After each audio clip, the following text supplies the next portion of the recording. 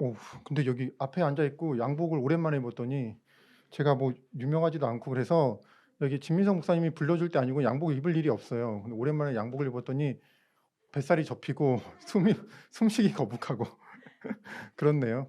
그 제가 속한 그 OM은 한국 OM이기도 하지만 그 국제 단체로 OM이고요. 거기에 인제 터키나 시리아에 트르키예나 시리아에 지진 피해가 났는데 제일 필요한 게 텐트고 거기서 인제 음식도 주고 아이들 교육 사역도 하는데 한국 OM에서 거기 선교사님들이 계세요. 그 OM이 거기 본부가 또 인제 크진 않지만 있어서 그분들을 통해서 그 일을 하시는데 이제 도움이 될 거라고 생각을 하고 있고 저도 솔직히 말하면 상황을 막 잘 알지는 못하고 거기 있는 이제 현지 선교사님이 한테 얘기를 들은 거를 대표님한테 얘기를 들어서 하는 정도고요. 어쨌든 간 제일 필요한 게 텐트고 거기 인제 물자나 그 먹는 것과 그런 것들을 위해서 지금도 사역하시는 분들에게 많은 분들이 떠났다고 해요. 근데 거기서 계신 분들을 통해서 전달을 직접 하셔서 그 사역을 한다고 그렇게 들어서 아마 저희가 그쪽으로 그 헌금이 들어갈 거라고 생각합니다. 어 얼마 전에 제가 루마니아 자매를 만났어요. 근데 그 자매가 인제 대안학교 교사인데 여기 인하대 후문에 산다고 하더라고요. 근데 일산까지 출퇴근을 인제 인하대 후문에서 한다고 해요. 자매를 집에 초대해서 같이 인제 식사를 했습니다. 자매가 친구가 없어서 외롭다고 해요. 얼마 전에 인제 루마니아 친구인데 같이 한국에서 살던 그 루마니아 친구가 한국에서 그 의사를 하길 바랬지만 그 루마니아의 의사 면허 갖고는 한국에서 통용이 안 돼요. 그래서 그 자매가 그 면허를 가지고 독일로 가서 독일에서 의사를 한다고 하고 자기는 이곳 한국에 남았다고 해요. 그리고 1년 전에 한국 남자랑 약혼을 했는데 파혼을 당했대요. 그러니까 그 한국 남자의 어머니가 이 루마니아의 자매에게 거친 문자를 보낸 거죠.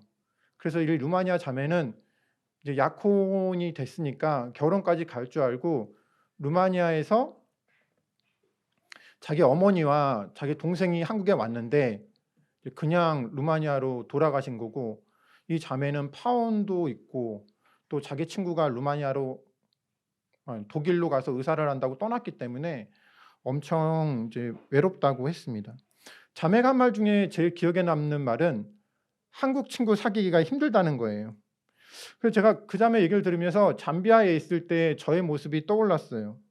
사람들이 아무리 저에게 친절하게 대해 줘도 뭔지 모르는 거리감이 제 안에는 항상 있었거든요. 그리고 여기가 내 나라가 아니라는 생각만으로 위축이 되고 불편해요. 우리가 이방인을 얘기할 때 다른 나라의 말과 생각 이제 다른 나라의 문화를 가진 사람을 이방인이라고 하는데 지금 우리나라에 260만 명의 인제 외국인 2021년 통계가 그런 것 같아요. 260만 명의 이제 외국 국적을 가진 사람들이 살고 있고 재외동포 우리나라 사람인데 해외에 사는 사람이 750만 명이라고 그렇게 인제 통계가 나와 있습니다.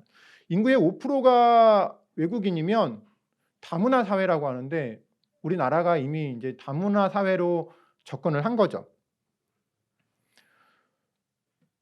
그래서 내가 아는 뭐 가까운 사람 중에 누군가는 배우자가 외국인이고 또 내가 아는 가까운 사람 중에 누군가는 뭐 외국 사람들과 일을 하거나 그렇게 해야 되죠. 한국에 살지만 특정 지역에 가면 제가 이방인처럼 느껴질 때가 있죠.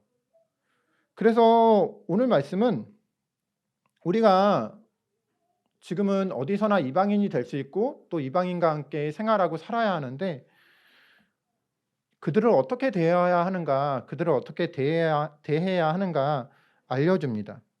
오늘 신명기 말씀에서 신명기에서 이 신이라는 글자가 되풀이 신, 한문으로 말하면 되풀이 신입니다. 그러니까 창세기로부터 민수기까지 계속 하나님이 되풀이해서 주신 명령이 있잖아요. 그 명령을 신명기에서 또 되풀이하고 또 조금은 더 추가를 하죠. 모세는 이제 가나안 땅에 들어가야 됩니다. 가나안 땅에 들어가야 되는데 출애굽했을 당시에 다 이제 못 들어가고 1세대는 다 못 들어가고 오직 여호수아와 갈렙만이 들어가고 나머지는 2세대예요. 다음 세대가 이제 가나안 땅에 들어가야 됩니다. 그래서 모세는 이 다음 세대에게 꼭 해주고 싶은 말이 있죠. 본인도 못 들어가요. 신명기에서 보면 34장에 보면 모세는 벳부올 맞은편 모압 땅에서 죽습니다. 자기가 이스라엘 백성을 애굽에서 가나안으로 끌고 나왔지만 들어갈 수 없어요. 그래서 무슨 말을 할까? 앞으로 이 가나안 땅에 들어가서 살아야 하는 자신의 아들들, 후손들에게 무슨 말을 전해야 할까 고민하는 그런 모습이죠. 그래서 꼭 필요한 말씀을 모세가 전하려고 합니다. 신명기 1장 1절에 보니까 이는 모세가 요압 저쪽 숲 맞은편에 아라바 강야 곧 바란과 도벨과 라반과 하세롯과 다사압 사이에서 이스라엘 무리에게 선포한 말씀이니라. 모세는 이제 가나안 땅에 들어가면 다음 세대들이 이렇게 살기를 원해요. 잊지 않기를 원해요. 하나님이 어떻게 이스라엘과 함께 역사하셨는지를 잊지 않기를 원합니다. 그리고 그들의 부모님들이 어떻게 하나님의 말씀을 어겼고 또 어떻게 하나님의 말씀에 순종했는지 꼭 기억하기를 원합니다. 그래서 이 하나님의 말씀을 올바르게 적용하고 또 실천하기를 원해요. 율법의 정신이 온전히 지켜지길 원하고 그래서 하나님의 사랑과 또 하나님의 마음이 그들 가운데 퍼지기를 원합니다. 이스라엘 백성은 전에는 애굽에서 종살이를 하면서 하나님을 섬겨야 했습니다. 그들은 애굽 사람들의 땅을 경작했죠. 그리고 출애굽을 해서는 강야에서는 율법 10계명을 받았습니다. 그렇지만 그들은 자신의 머문 땅을 계속해서 떠나면서 이동해야 했어요. 텐트를 쳤고 또 성막을 쳤습니다. 성막이 있었지만 성막도 움직이는 그런 예배당이죠. 이제 이스라엘 백성들은 가나안에서 들어가면 노예도 아니고 유목민도 아니고 이제는 그 땅의 주인으로 정착민으로 살아가야 합니다. 집을 짓고 이제 이동하지 않는 성막이 아닌 성전을 짓고 살아갈 수가 있죠. 사람이 신분이나 지위가 바뀌었을 때 어떻게 되나요? 자기가 없는 게 갑자기 있어졌어요. 그럼 사람이 잊어버리게 되죠. 얼마나 힘들었는지 자꾸 잊게 됩니다. 내가 권력을 가지면 저렇게 살지 말아야지 했는데 자기가 권력을 가지면 똑같이 하죠. 저도 그런 것 같아요. 제가 성직자가 되기 전에 성도가 되면 성도였을 때는 목사님 왜 저러지? 그런데 제가 그 행동 똑같이 하고 있고 또 목사가 돼서는 성도들 저 왜 저러나 제 입장에서만 이제 생각을 하는 거죠. 사람이 그래요. 집주인이 되면 세입자 시절을 잊어버려요. 타장이 되면 자기가 종업원이었던 시절을 잊게 됩니다. 부자가 되면 가난했던 시절을 잊어버려요. 건강해지면 아픈 사람들의 마음을 금방 잊어버립니다. 하나님의 은혜를 받으면 내가 하나님의 은혜 아니면 살아갈 수 없었던 때를 잊게 되죠. 제가 오늘 말씀 중에 특히나 좋아하는 구절이 22절입니다. 오늘 말씀 22절 같이 읽어보실까요? 시작. 너는 애굽에 종되었던 것을 기억하라. 이러므로 이 일을 행하라 명령하노라. 오늘 하나님께서는 너는 애굽에서 종되었던 것을 기억하라 이렇게 말씀하시죠. 여기서 기억하라는 동사가 히브리어로 자카르라고 그렇게 얘기해요. 이 말은 단순히 과거의 어떤 사실을 암기하듯이 그렇게 기억하라는 의미가 아닙니다. 주의를 기울여 묵상하고 잊지 않도록 자기 자신에게 되새김질하고 자꾸 그 뜻을 일깨우라는 거죠. 적극적이고 능동적으로 그 사건을 되새김질하라는 거예요.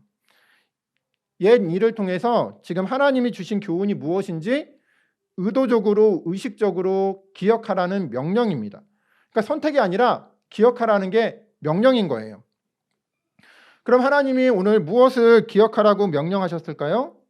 애굽에서 이스라엘 백성이 신분이 무엇인지 기억하라는 거예요. 애굽에서 너희가 신분이 무엇이었느냐? 너희는 종이었다. 이렇게 얘기하죠. 뭐 노예라고 하죠. 그들은 자유가 없고 스스로의 뭔가 스스로의 시간을 마음대로 쓸 수 없었어요. 출애굽기 1장에 보면 이스라엘 백성들을 묘사하는 일이 나옵니다. 이집트 사람들이 그들을 엄하게 했다고 그렇게 나오고 있어요. 출애굽기 1장 14절이죠. 출애굽기 1장 14절에 보면 그들을 엄하게 대했다고 그렇게 나옵니다. 같이 한번 읽어보실까요? 출애굽기 1장 14절. 구약 51쪽에 있네요. 출애굽기 1장 14절. 자, 시작. 어려운 노동으로 그들의 생활을 괴롭게 하니 곧 흙 이기기와 벽돌 굽기와 농사의 여러 가지 일이라. 그 시키는 일이 모두 엄하였더라. 출애굽기 1장 13절에 보니까 이스라엘 자손에게 일을 엄하게 시켰다 이렇게 얘기해요. 엄하게 시켰다. 이게 무슨 말일까요? 그러니까 가혹하게 시켰다는 거죠. 가루가 될 정도로 무자비하게 막 뼈가 빻아서 진 이겨질 정도로 일을 시켰다는 거예요. 근데 인간으로서 감당할 수 없는 고통이죠. 종이었을 때 이렇게 서럽고 어렵다는 거예요. 아무것도 할 수 없죠. 그러니까 그들 스스로 내 목숨을 지킬 능력이 나한테 없다는 거예요. 내 시간을 쓸 수 있는 그런 의사결정권이 나한테 없다는 거죠. 그때를 기억하라고 오늘 말씀하고 있습니다. 너희가 아무것도 아니었던 때를 기억하라는 거예요. 나의 힘으로 도저히 이 상황을 해결할 수 없었던 때, 그때를 하나님께서는 기억하라고 얘기합니다. 아내가 아프리카 선교를 가야 되니까 원래 탄자니아에 3년 6개월 살았던 사람이지만 아프리카에 관련된 책을 도서관에서 빌려왔어요. 그래서 오빠 이거 봐 이렇게 보면서 읽어보라고 그렇게 줬어요. 제가 읽어보니까 뭐 아프리카 역사를 다루는 내용인데 이게 독일 병사들이 나미비아라는 그런 나라로 들어갔어요. 그래서 그 사람들이 처음에는 식민지 삼기 위해서 그 나미비아 사람들한테 헤레로족이라고 하는데 자기네 물건들을 자꾸 줘요. 처음부터 주면서 너네 이거 사. 돈 없어. 그러니까 나 물건 놓고 갈게. 그러면 다음번에 와가지고 너 이거 물건 썼으니까 놓고 갔으니까 돈 갚아야지. 없는데 그래 니네 소 갖고 와. 그런 식으로 계속 이렇게 해서 반강제적으로 노예를 삼는 거죠.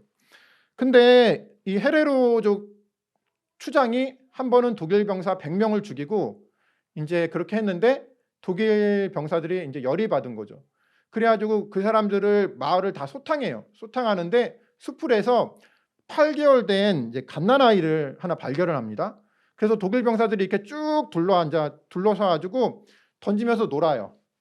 그러니까 이 8개월 된 갓난아이가 상처도 있고 두렵고 하니까 울음이 계속 커지죠. 근데 이제 독일 병사들이 공처럼 이 아이를 던지고 놀다가 지쳤는지 한 병사가 총에다가 착검을 하고 아이가 쭉 올라가니까 그 아이를 그 상태로 이렇게 해서 아이가 죽었어요. 죽었는데 독일 병사들이 그걸 보면서 이제 휘죽휘죽 웃습니다. 구경거리가 났다는 듯이. 그래서 저는 생각이 충격을 좀 받았어요. 우리가 독일하면 뭐 자기네 그 유태인 살해에 대해서 맨날 총리가 가서 막 미안하다고 사죄하고 보상금 주고 했는데 이 아프리카에서 독일이 저지른 범죄에 대해선 이 절대 사과를 하지 않는 거예요. 그래서 이 나미비아라는 나라가 독일이 유엔에서 뭔가를 뭐 상임이사국 되려고 했을 때 반대를 했죠. 못 되게. 지금도 이제 인정은 하지만 보상은 해주지 않아요. 근데 이게 노예가 됐을 때 엄청 서럽다는 거죠. 힘들다는 거죠. 근데 우리나라도 뭐 역사가 비슷하잖아요. 뭐 얼마 전에 그 탁경원이라는 그런 병사가 있는데 한국 사람인데 일본에 끌려갔어요. 그래서 가미가제 특공대가 되어가지고 다음 날이면 이제 그 미드웨이 그 진주만 폭격하는 그런 가미가제 특공대가 돼서 출격을 해야 돼요. 그래서 마지막으로 그 전날 자기 부대 근처의 식당에 가가지고 아리랑을 부릅니다. 다른 일본 병사들도 있는데 이제 다음 날이면 죽어야 되니까 너무 비참한 거죠. 아리랑을 가서 불렀다고 해요. 얼마나 속상하고 얼마나 끌어요. 우리가 누군가의 도움이 아니면 그 상황을 헤어나올 수 없을 때가 있죠. 자유가 억압당하고 또 나라를 잃고 자신의 힘으로는 안 되는 거죠. 뭘 해도 안 돼요. 이스라엘 백성에게 하나님께서 이때를 기억하라는 거죠. 니네가 아무리 노력해도 니네 힘으로 그 상황을 해결할 수 없었던 때를 기억하라는 거예요. 왜 기억하라고 얘기하나요? 신명기 8장 11절에서 13절 보니까 이렇게 말씀이 나와요. 신명기 8장 11절에서 13절 말씀입니다. 제가 읽어볼게요. 내가 오늘 너에게 명하는 하나님의 명령과 법도를 규례를 지키지 아니하고 너의 하나님 여호와를 잊어버리지 않도록 상갈지어다. 내가 먹어서 배부르고 아름다운 집을 짓고 거주하게 되며 또 너의 소와 양이 번성하여 너의 은금이 증식되며 너의 소유가 다 풍부하게 될 때에 너의 마음이 교만하여 내 하나님 여호와를 잊어버릴까 염려하노라. 여호와는 너를 애굽 땅 종되었던 집에서 이끌어내시고, 여기서 뭐죠? 교만해진다는 거예요. 사람이 금방 교만해진다는 거예요. 교만이 어렵죠. 자기도 교만하다고 느끼지 않는 사이에 교만해지니까요. 집이 없다가 집이 있으면, 땅이 없다가 땅이 있으면, 소유가 없다가 소유가 있으면 하나님을 잊어버리고 교만하게 된다는 거예요. 다행이죠.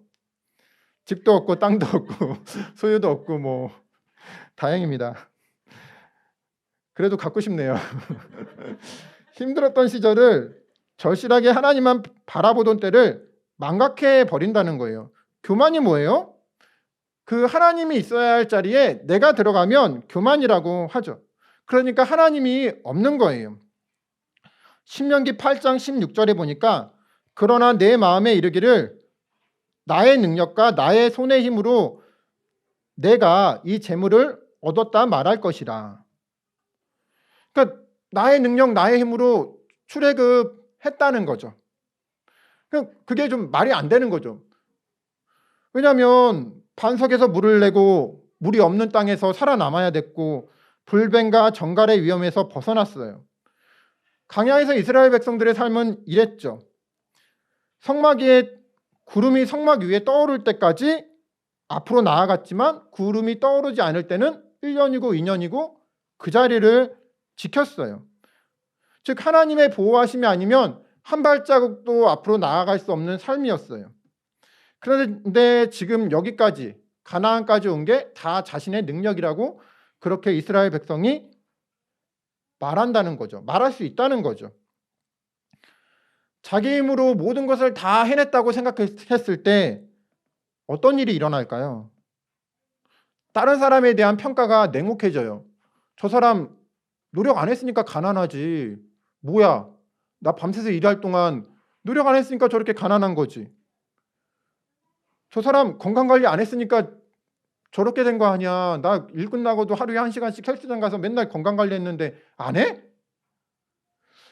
이렇게 된다는 거예요. 그게 과연 나의 노력일까? 침이 너무 많이 드네요. 얼마 전에 보육원 같이 선생님을 했던 그런 후배를 만났어요. 대학교 후배죠. 근데 그 후배가 이런 얘기를 해요. 보육원에서 20살이 되면 나와야 돼요. 나라에서 500만 원을 주고 취업을 시켜줍니다. 지금은 500만 원에서 올라갔는지 모르겠는데.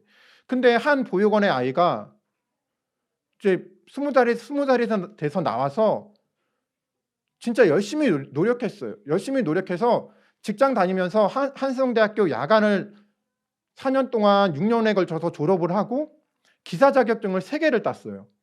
그래서 대기업에 취업을 했다는 거예요. LG에.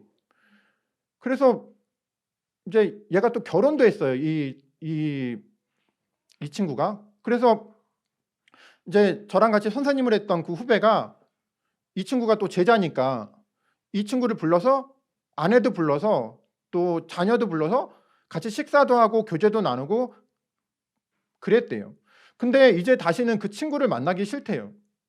제가 왜 만나기 싫어? 그러니까 그 친구네 집에 오랜만에 가서 만났는데 둘째를 낳았다고 그래서 만났는데 둘째가 처음에는 몰랐는데 지금 처음에는 이제 어리니까 몰랐죠. 근데 얼마 전에 가서 보니까 그 부모님이 그 제자죠. 제자가 그러더래요.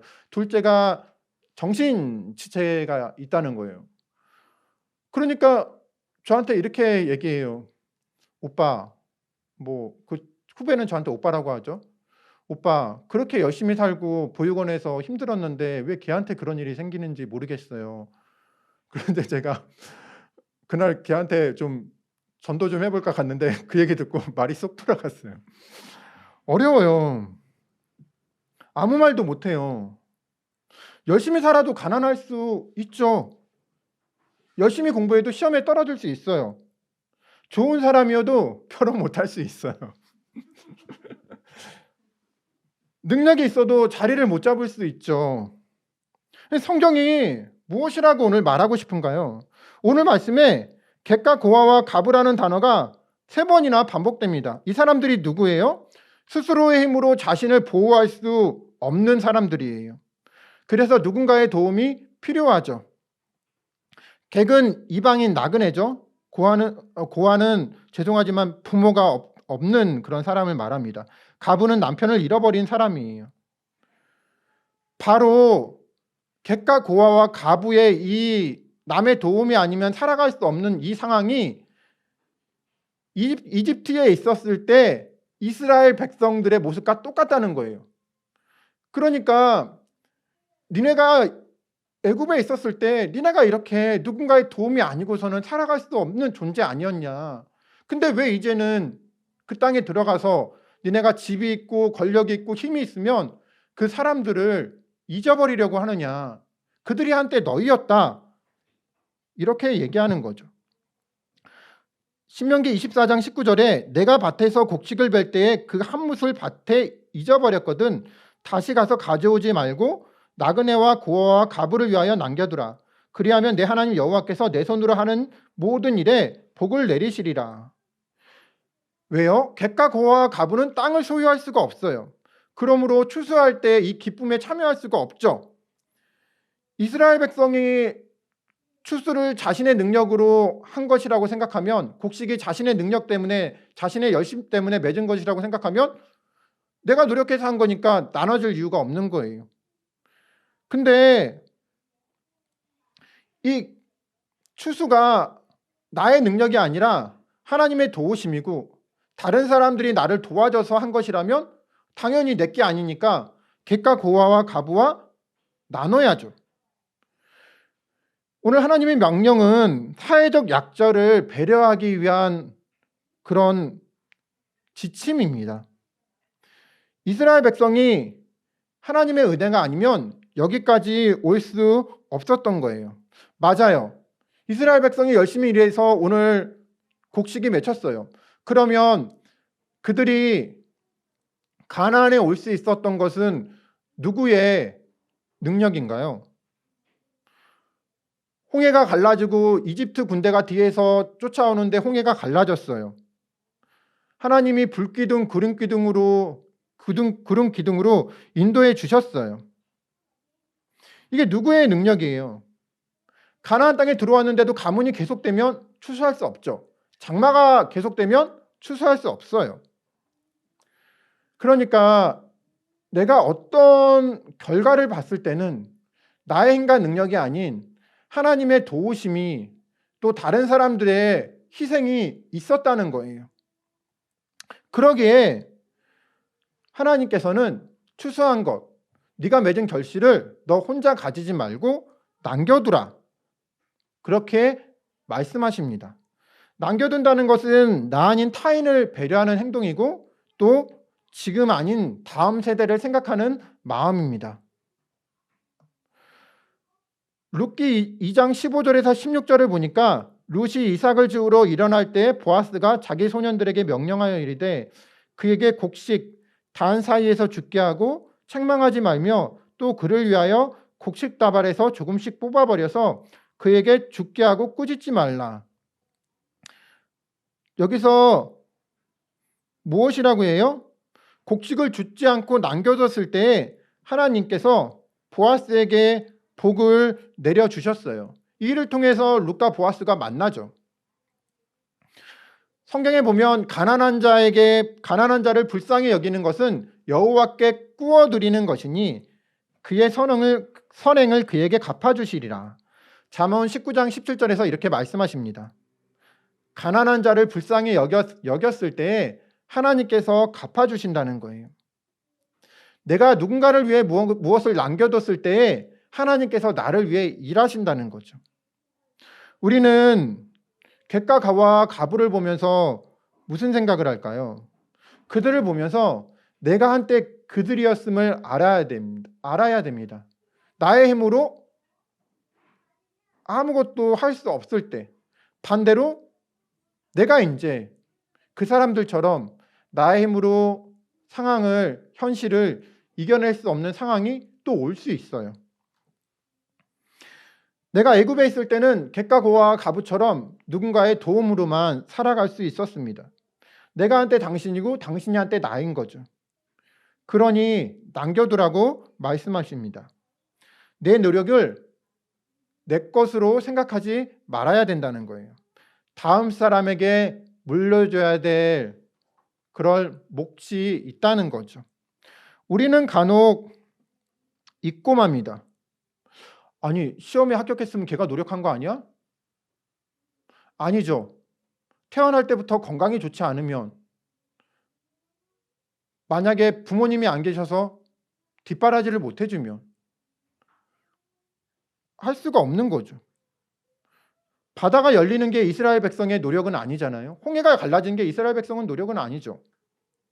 여리고성을 일곱 번 돌았는데 성이 무너졌어요. 이게 전략을 잘 짜서 그런 건 아니죠. 하늘에서 갑자기 만나가 떨어졌는데 이게 이스라엘 백성의 능력은 아닌 거예요.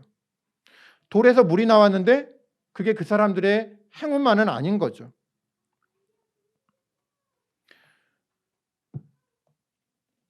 우리가 생각할 것들이 많이 있어요. 태어날 때부터 건강한 육체를 가지고 태어났다. 근데 이렇게 생각할 수 있죠. 태어날 때부터 에이즈에 걸렸다면 내 책임은 아닌데 내가 왜 그 어려운 시간을 감당해야 될까? 지금 부모님이 전쟁 때문에 병사로 나가서 돌아가셨어요. 내가 고아가 됐어요. 근데 내 책임이 아닌데 내가 해서 나의 실수로 그렇게 된 게 아닌데 내가 왜 그 일을 감당해야 될까? 남편이 전쟁에 나가서 돌아가셨어요. 내가 가부가 됐어요. 내 책임이 아닌데 내가 왜 그 일을 감당해야 될까? 우리는 처음부터 우리의 출발점이 우리의 능력이 아니라는 거예요. 한국에 태어난 게 나의 능력이 아니죠. 북한에 태어나면 어떻게 하나요? 저기 소말리아에 태어나면 저기 더 가혹한 나라에 태어나면 나는 나의 힘으로 할 수 있는 그런 선택 자체가 없어요. 아니, 피아노를 본 적이 없는데 무슨 피아니스트를 꿈꾸겠어요. 컴퓨터를 본 적이 없는데 무슨 인터넷 접수를 해요. 안 되는 거죠. 근데 우리는 그렇게 생각하지 않는다는 거예요. 우리는 무엇을 해야 할까요? 남겨두라고 성경 말씀은 얘기하고 있습니다. 내가 가진 모든 것들이 나의 능력이나 힘은 아니라는 거예요. 누가 북한에 태어나고 싶을까요? 누가 시리아에 태어나고 싶을까요? 누가 소말리아에 태어나고 싶을까요? 그 일을 한 사람이 내가 아닌데 내가 왜 책임을 져야 할까요? 객과 고아와 가부가 된 게 그 사람들 책임은 아니라는 거예요. 성경은 우리에게 무엇을 얘기할까요? 기억하고 남겨두라고 그렇게 얘기하고 있습니다. 그것이 하나님이 우리에게 주신 명령이에요. 이것은 선택이 아니에요. 오늘 본문에 3번 말하죠. 남겨두라, 남겨두라, 남겨두라, 기억하라. 누구를 위해서요? 우리의 자녀들을 위해서요. 그리고 객과 고아와 가부를 위해서요. 너희가 한때 그들이었고 또 너희도 누군가가 남겨둔 것 때문에 지금까지 왔다는 거예요. 지금 기독교에 대한 비판이 많죠. 근데 제가 여수에 있을 때 강주에 가면은 그 호남신학교 뒤에 선교사들 묘지가 있어요. 거기 이렇게 쭉 보면 태어난 날하고 죽은 날이 똑같은 아이가 있어요. 그러니까 그 선교사님인 아이인데 태어나자마자 바로 죽은 거예요. 어렵죠. 우리가 지금 여기까지 어떻게 왔는가? 내가 지금 여기까지 어떻게 왔는가? 우리가 한때 잠비아 사람들처럼 가난하고 어려웠죠. 힘들었어요. 노력을 안 해서 자기의 몫을 못 지켜서 그래서 가난한가요? 성경은 그렇게 얘기하지 않아요. 너희가 한때 그들이었음을 기억하라고 얘기합니다. 이스라엘이 출애굽을 할 때 출애굽기 12장 38절에 보면 수많은 잡족이 같이 나왔다 그럽니다.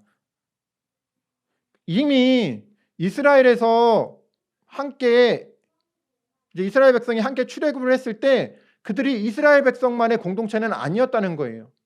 그러니까 그 안에 이방 사람들도 같이 출애굽을 해서 함께 홍해를 건너고 함께 성전에서 예배를 드리고 했다는 거죠.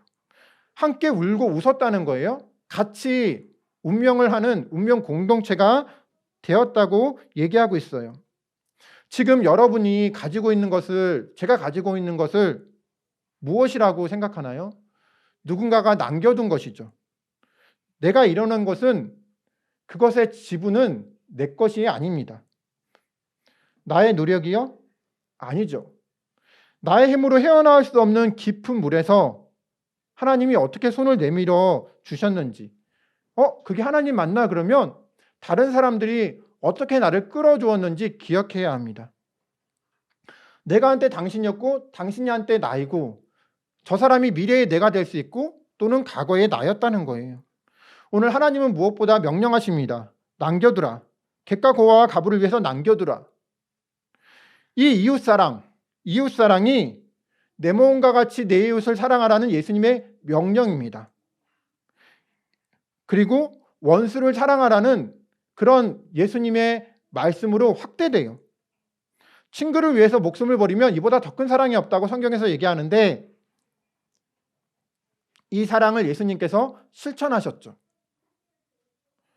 왜 남겨두고 기억해야 할까요? 예수님께서는 나를 위해서 남겨두신 것 정도가 아니라 전부를 주셨습니다.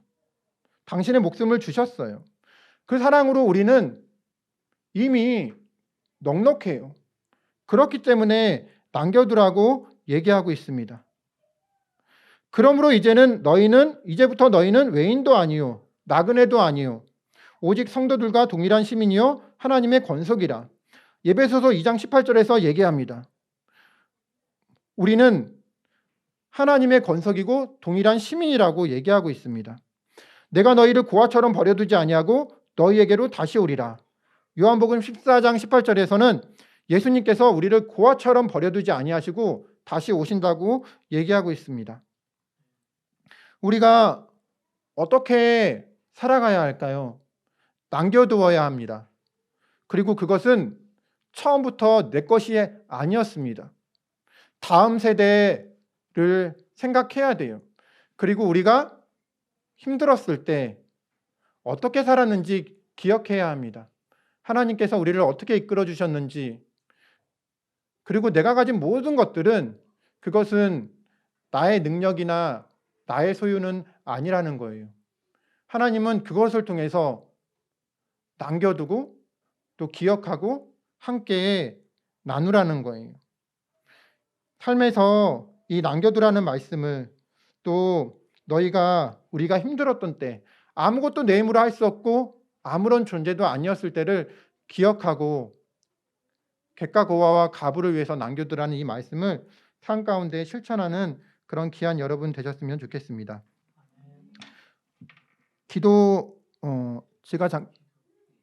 제가 잠깐 기도드리겠습니다.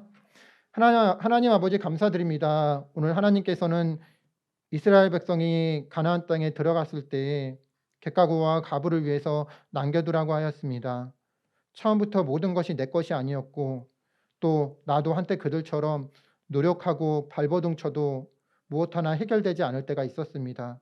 그때 누군가의 도움으로 또 주님의 도움으로 그 문제들을 그 어려운 상황을 이겨낼 수 있었습니다. 그것이 사랑이었습니다. 하나님 남겨두라는 것은 이웃에 대한 사랑입니다. 우리 모두가 내가 가진 것들을 내 것으로 주장하지 않고 이웃과 함께 또 우리 모두와 함께 나눠서 나눠 가질 수 있도록 인도하여 주시옵소서. 그리고 내가 한때 객과 거와 가부처럼 하나님의 도움 없이는 살아갈 수 없었던 사람임을 노력해도 어렵고 또 노력해도 아팠던 사람임을 잊지 않도록 인도하여 주시옵소서. 감사드리며 예수 그리스도 이름으로 기도드립니다.